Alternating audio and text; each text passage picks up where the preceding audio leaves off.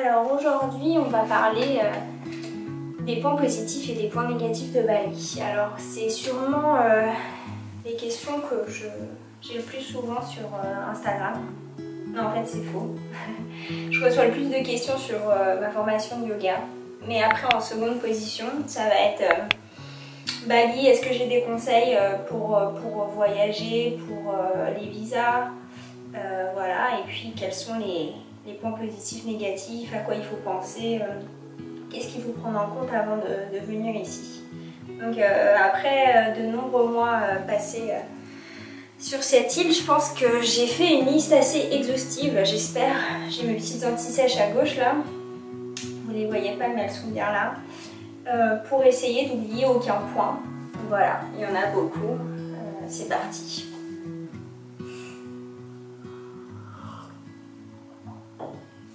Alors, quand on pense à Bali, quand on parle de Bali, la première chose qui me vient à l'idée et la vision que j'ai de cette île, c'est que c'est une île magnifique, verdoyante, et donc en fait, premier plus gros point positif, ce sont pour moi les paysages ici.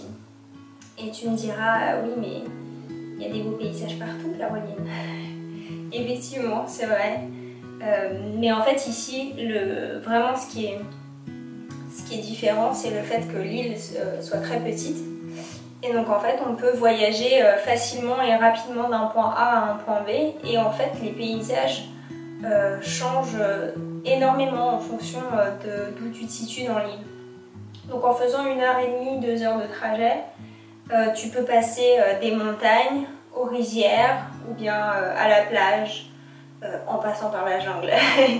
Et donc en fait, quand tu es une personne comme moi un peu qui se lasse très facilement des choses et des endroits, bah ici c'est un des seuls endroits en fait où j'ai vraiment plaisir à revenir et où je me dis bah enfin je peux passer des années et des années ici et en fait j'aurais jamais tout vu quoi. Chaque recoin est intéressant et magnifique et les paysages sont tellement différents et donc deuxième point positif qui est lié à celui-ci, c'est que les transports sont assez accessibles dans le sens où y a des routes qui sont quand même assez bonnes et on a la possibilité de prendre des taxis ou bien des Gojek et des Grab. Donc en fait c'est des chauffeurs soit de voitures soit de scooters qui sont à des prix très accessibles par rapport à l'Occident et voilà, soit tu peux aussi louer ton scooter, mais là encore il faut quand même, je préviens, être à l'aise en scooter parce que le trafic ici et les routes sont quand même assez compliquées. Donc voilà, se déplacer c'est assez simple et assez abordable. Le point négatif qui vient avec les transports, c'est le fait que c'est une petite île, donc comme je le disais, et qu'il y a beaucoup de touristes et d'expatriés. Et en fait, des routes, il n'y en a pas 150 et elles sont vite bouchées. Il y a des embouteillages tous les jours. Voilà, ça fait partie de la vie, il faut le savoir.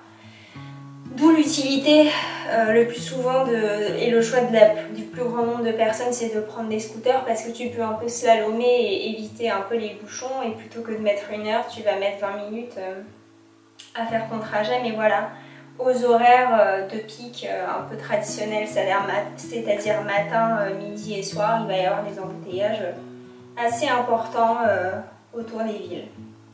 Donc voilà, ça fait partie de la vie, il faut le savoir, il ne faut pas être surpris. Mais c'est un peu le lot malheureusement de la plupart des îles que j'ai pu visiter. C'est toujours un petit peu comme ça, quoi. Il n'y a pas beaucoup de routes, il y a beaucoup de voitures. Et il faut attendre, c'est pas grave. Deuxième point positif, qui vient pour moi dans les plus hautes priorités quand je voyage, ou là où j'habite en fait, c'est que il faut qu'il y ait de la bonne nourriture. Et c'est le cas à Bali. Alors que ce soit la nourriture locale ou bien les restaurants un peu plus fancy, on va dire, qui proposent des plats occidentaux ou des choses qu'on a un peu plus l'habitude de manger nous peut-être, les deux sont très bons. Et je t'encourage vivement à manger quand même local. à goûter tous leurs produits dans les warung. C'est beaucoup plus accessible que les restaurants plus classiques. Ça fait vivre l'économie locale et tu manges des produits vraiment de saison, locaux, qui ont poussé sur l'île. Enfin voilà, c'est tout bénef selon moi. Et c'est vraiment très très bon. Donc les deux plats les plus connus et que tu as dû sûrement voir sur Instagram parce que j'en mange quasiment tous les jours. D'ailleurs, si tu me suis pas sur Instagram, je sais pas ce que tu fais. Mais je partage énormément de choses sur Instagram, donc tu devrais me suivre. Je vais laisser le lien dans la description. Voilà, petite pub. Donc ouais, c'est le mi goreng et le nasi goreng. Donc mi, ça veut dire pâte, et nasi, ça veut dire riz. Donc c'est du riz sauté et des nouilles sautées aux légumes, avec le plus souvent un œuf au plat, ou bien du poulet, ou bien des crevettes, enfin, selon les goûts de chacun, ou bien vegan, végétarien avec du tofu. Donc voilà, c'est très très bon. Tu peux en trouver à chaque coin de rue à 2 €. Et ce sera très très bon et très nourrissant et tu seras content, voilà. Et sinon, pour les personnes qui veulent des choses un petit peu plus recherchées en termes de nourriture, il y a énormément de restaurants. Enfin vraiment, Bali c'est le paradis des personnes qui aiment manger, franchement. Voilà, il n'y a pas une chose que j'ai mangée ici qui n'était pas bonne ou que j'ai été malade ou quoi que ce soit. Enfin vraiment, il n'y a aucun souci à se faire là-dessus. C'est à la fois super bon et abordable et très beau, très bien décoré. Donc voilà, la nourriture, top. Alors pour rester dans la thématique de la nourriture, donc avec un point positif vient automatiquement un point négatif. Je dirais que les supermarchés sont très très chers. Je m'explique. En fait, il faut faire ses courses au marché, acheter des produits locaux, donc des fruits, des légumes qui poussent ici. Mais dès que tu veux, en gros, déjà, il n'y a pas beaucoup de supermarchés, premièrement. Deuxièmement, les produits que tu vas trouver dans les supermarchés sont limités, c'est-à-dire que tu n'auras pas du tout des choix, autant de choix qu'on peut avoir en France par exemple. Et tous les produits qui vont être importés vont être extrêmement chers, ce qui est encore une fois le cas sur toutes les îles que j'ai visitées. Et donc typiquement des choses qui ne mangent pas beaucoup ici comme la charcuterie, le fromage, le beurre, la viande de manière générale, ça va être très très cher. Et même des pâtes, tu vois, c'est pas quelque chose... Ici on va manger énormément de riz, mais les pâtes de blé qu'on a l'habitude de manger énormément en France, ici c'est pas, voilà, c'est pas très connu et ça va être des choses qui en gros vont coûter beaucoup plus cher qu'ailleurs. Et donc voilà, moi je trouve que c'est à la fois un point négatif mais un peu positif dans le sens où si tu viens à Bali, j'espère que c'est pas pour aller t'acheter des pâtes et de la bolognaise au supermarché. Je caricature un peu mais voilà. Et donc en gros, si tu veux manger la même chose qu'en France, et ben ce sera cher et ce sera pas très bon et autant rester en France. Mais si tu viens à Bali et que tu veux manger local et que tu veux goûter leurs fruits, leurs légumes, que tu veux cuisiner un petit peu, si tu as la chance d'avoir un logement avec une cuisine, c'est sympa aussi de cuisiner de nouveaux produits. Et bah voilà, enfin là, à ce moment-là, tu n'auras aucun problème et ce sera des prix très raisonnables et ce sera très bon et voilà. Donc c'est à peser dans la balance, dans le sens où si tu es quelqu'un de difficile en termes de nourriture et que t'es pas prêt à manger local, et bah ça va peut-être être compliqué pour toi. Alors, autre chose qui me vient à l'esprit, bon, c'est un petit peu décousu tout ça, je passe du coq à l'âne, mais la culture ici, c'est ce qui fait, je pense, tout le charme de l'île. Donc le côté très spirituel, l'hindouisme omniprésent, les temples, les cérémonies qui accompagnent tout ça, c'est ce qui donne en fait l'âme à l'île, je trouve, et qui la rend encore plus belle, encore plus colorée, encore plus joyeuse, encore plus accueillante. Et je sais pas si vous savez, mais ici les gens croient très fortement au karma.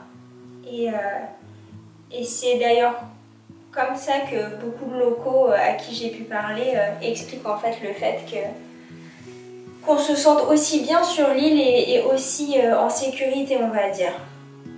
C'est-à-dire que en tant que femme, au bout du monde, en tant que femme qui est partie à l'autre bout du monde sur une île où je connaissais personne, je me sens très en sécurité ici. J'ai jamais eu de problème, personne m'a jamais abordée de manière malsaine ou quoi. Les gens sont très accueillants, très aidants. Si t'es perdu et que tu cherches ta route, ils vont tout de suite essayer de t'aider, de t'orienter. Voilà, ils te proposent leur nourriture facilement, ils t'invitent chez eux, etc. C'est très agréable. Et voilà, en fait, le fait de croire au karma, et ben, ils croient au fait que s'ils font du mal à quelqu'un ou une action mauvaise, ça va revenir vers eux d'une manière ou d'une autre et du coup ils ne le font pas. Donc voilà, il y a une très bonne ambiance, entre guillemets, une belle énergie sur cette île, je pense, en grande partie à cause de ces croyances.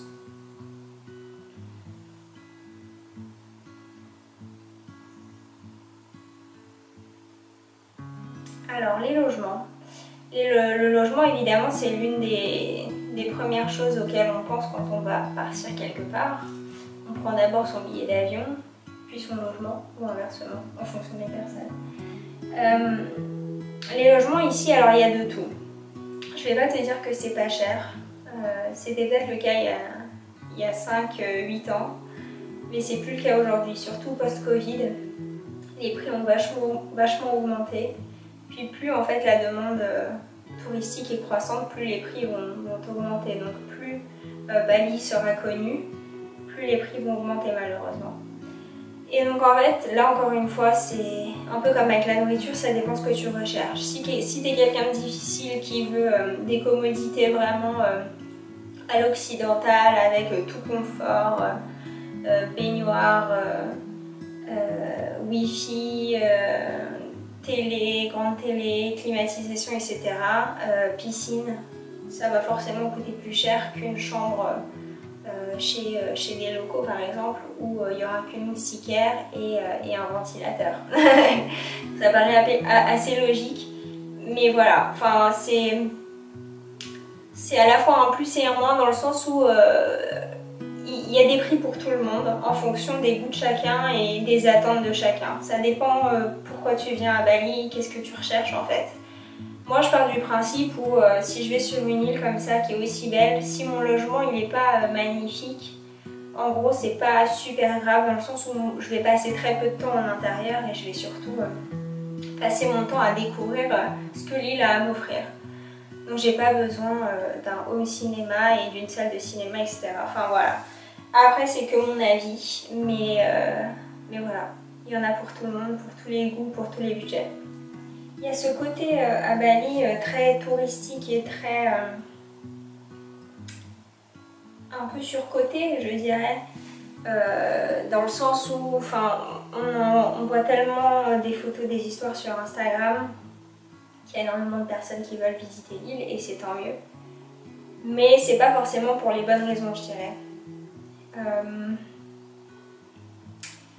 Et à cause de ce tourisme un peu de masse, il y a dans certaines régions malheureusement une espèce de perte d'authenticité en fait, et de la culture et des coutumes en fait, des Balinais, tout simplement parce que en fait, l'afflux de touristes et d'expatriés est tellement grand qu'il n'y a même plus la place en fait pour les locaux.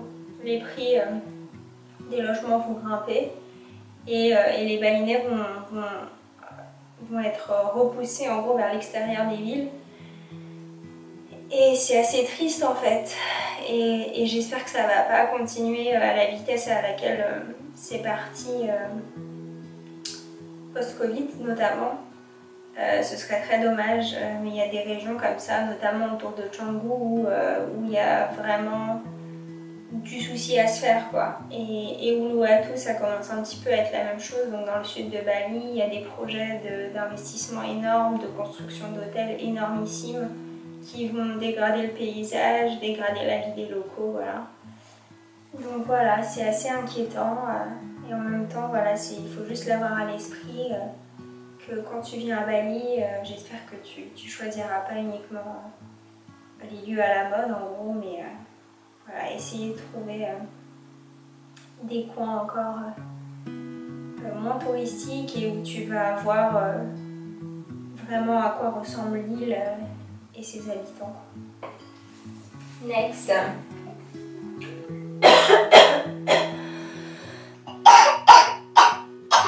Un autre point positif, c'est le fait que les paysages, donc on l'a déjà dit, sont très variés à Bali.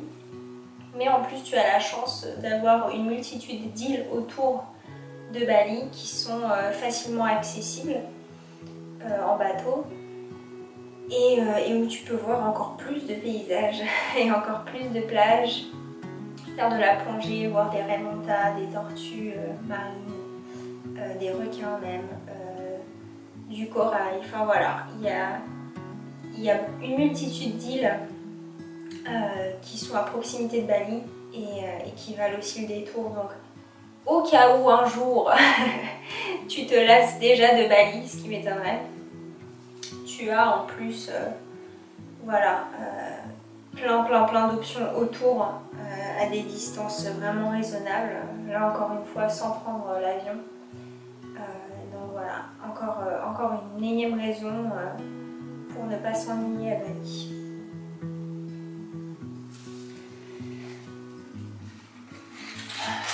Alors, un petit peu de points négatifs là.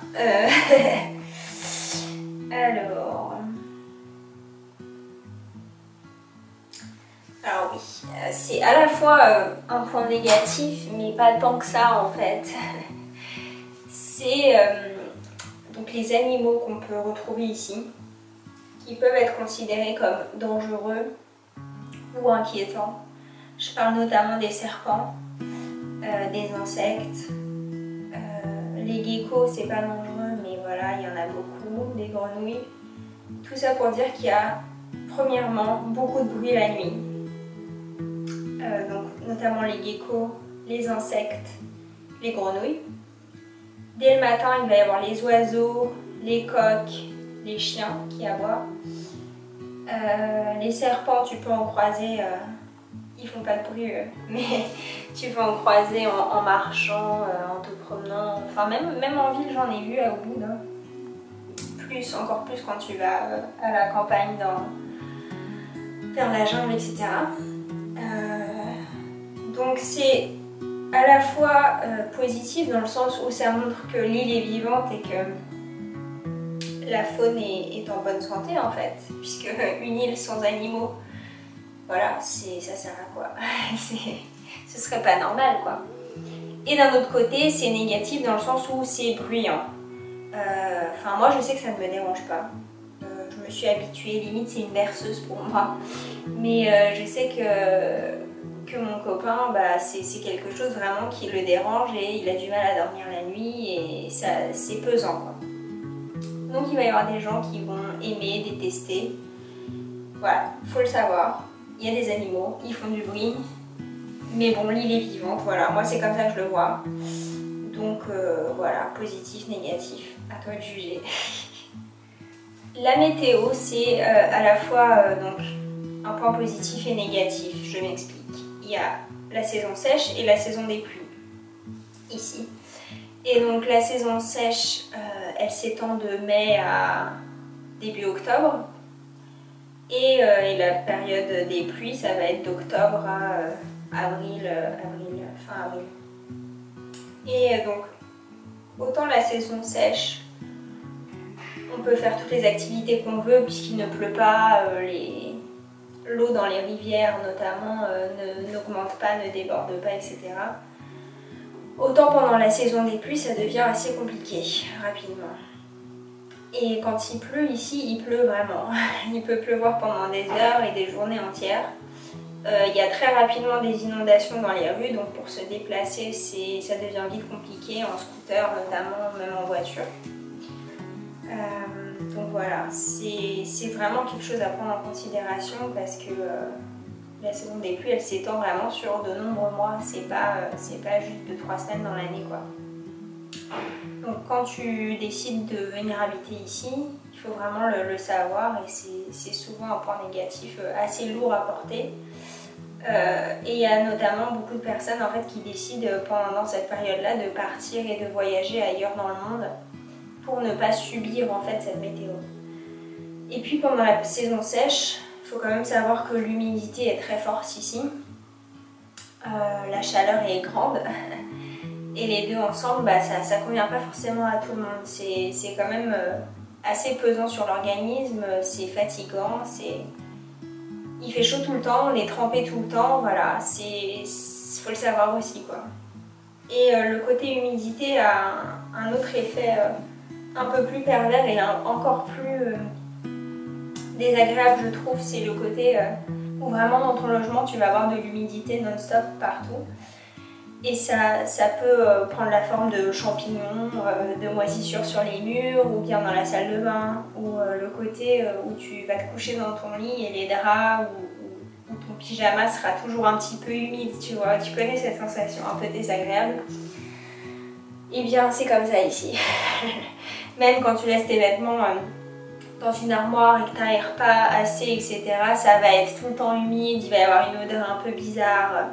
Enfin voilà, tes vêtements ils sèchent quand tu vas les faire sécher dehors après les avoir lavés, ils sèchent jamais vraiment complètement, donc ça peut sentir mauvais. Enfin c'est assez chiant, franchement, faut dire les choses.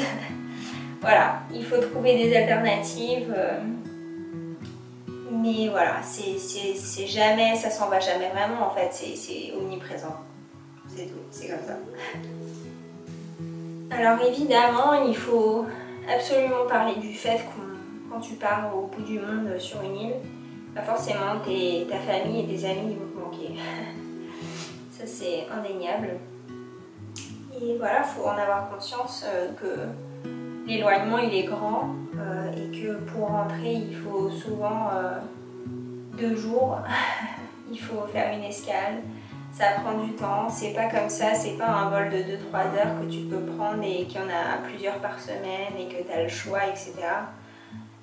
C'est quelque chose d'un peu plus compliqué, on va dire. What's next? Alors, autre chose que j'ai noté, c'est que Bali, c'est vraiment un paradis pour les amoureux de yoga et de spiritualité, de bien-être,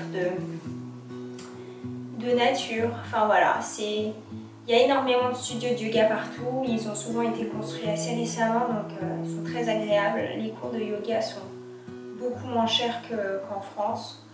Et ce que j'ai trouvé vraiment très intéressant, c'est justement après ma formation de prof de yoga, de rester ici et de pouvoir profiter de tous ces cours, essayer tous les types de yoga avec des profs différents, vraiment se faire plaisir.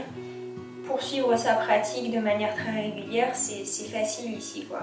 Et on rencontre énormément de personnes très intéressantes qui viennent du monde entier, qui ont des idées et des valeurs souvent similaires aux nôtres. En fait, je pars du principe que les personnes qui sont attirées par un endroit comme Bali, elles ont souvent des caractéristiques similaires. On va dire qu'on ne vient pas ici par hasard. Et du coup, voilà, on a tendance à faire des rencontres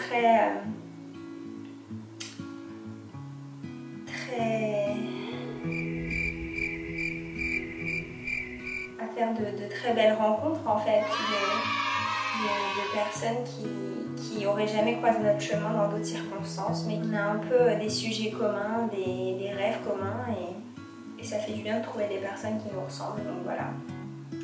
Il y a une communauté voilà, d'expatriés très forte ici, et les gens sont très bienveillants, très accueillants, on peut facilement se faire des amis, c'est pas un souci.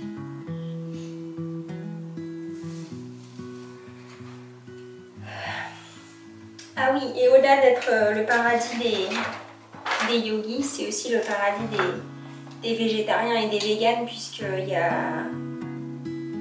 par essence en fait la culture hindouiste, enfin les hindous mangent peu de viande, mangent énormément de légumes, etc. Et il y a beaucoup d'alternatives à la viande en fait dans leur cuisine.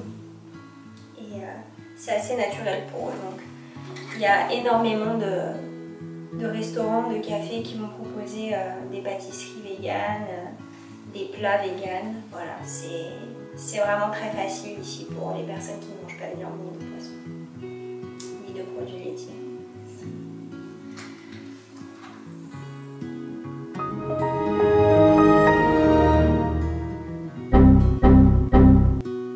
Autre point très positif que je trouve, c'est qu'on peut ici communiquer très facilement avec les Balinais.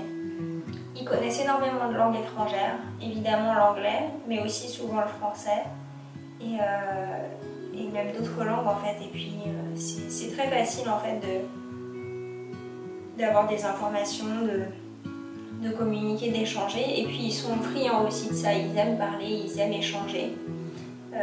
Moi j'aime poser beaucoup de questions et ils y répondent volontiers, donc voilà, c'est des échanges assez intéressants et qui permettent voilà, d'ouvrir notre esprit, d'avoir des points de vue différents, d'apprendre encore plus de leur culture, etc. Donc voilà, très, très simple ici pour se déplacer, pour communiquer, pour avoir des informations, etc. Même pour les visas, enfin, si tu n'y connais rien, tu trouveras toujours quelqu'un pour t'aider en fait, c'est ça qui est bien.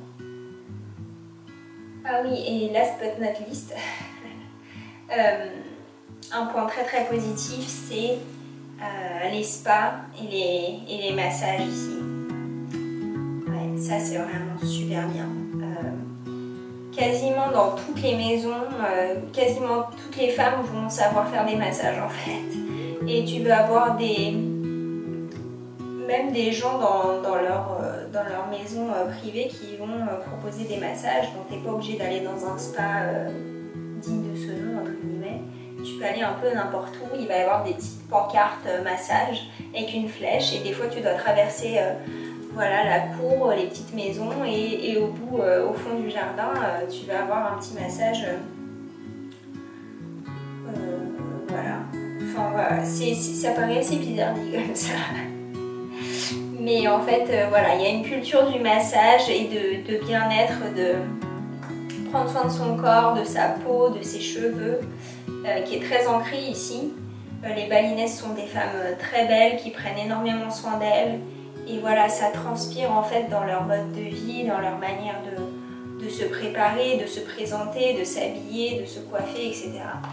Et donc les massages, c'est extrêmement agréable, très peu cher, facile de... Enfin, tu prends pas de rendez-vous, tu arrives, tu rentres et puis c'est parti quoi. Donc voilà, surtout à tester quand tu seras à Bali. Vraiment profite de ça parce que c'est un luxe en fait dans des pays comme la France. Je connais très peu de personnes qui vont se faire masser régulièrement.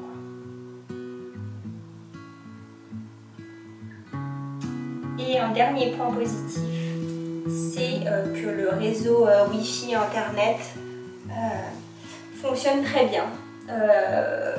Dans la très grande majorité des cas. Évidemment, il y a des endroits où ce sera un peu plus compliqué si tu pars à la montagne, dans des endroits un peu plus isolés, reculés. Mais dans les villes, dans les hôtels, dans les chambres d'hôtes, de manière générale, tu n'auras aucun problème avec le Wi-Fi, avec Internet, même avec le téléphone et les communications se font très bien. Et puis on peut facilement ici acheter des cartes SIM avec un numéro indonésien pour avoir de l'internet, de la 4G sur place. Enfin voilà, il y a vraiment des solutions pour tout. T'es jamais vraiment coincé, t'es jamais vraiment perdu. Voilà en gros ce que j'avais envie de te transmettre dans cette vidéo. J'ai forcément oublié des choses, mais je pense avoir couvert énormément de sujets. Si jamais tu as des questions, n'hésite pas, je serais ravie de répondre comme toujours. Et voilà, je pense qu'il y aura peut-être une petite suite à cette vidéo, qui sait, si jamais j'ai des choses qui me viennent au fur et à mesure encore. Et ce sera sûrement le cas, donc voilà. N'hésite pas à me poser des questions en commentaire et je te dis à bientôt pour une prochaine vidéo. Salut!